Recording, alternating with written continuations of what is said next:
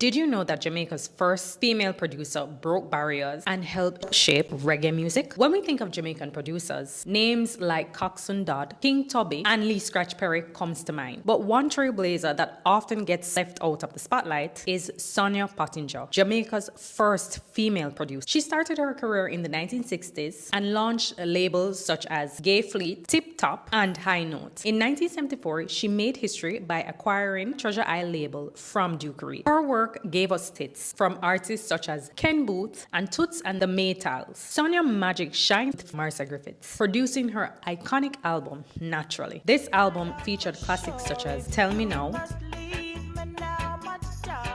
Dreamland, Feel Like Jumping. Sonia Pottinger passed away on November 3rd, 2010, leaving behind legacy in reggae music. Let's give her the recognition she deserves.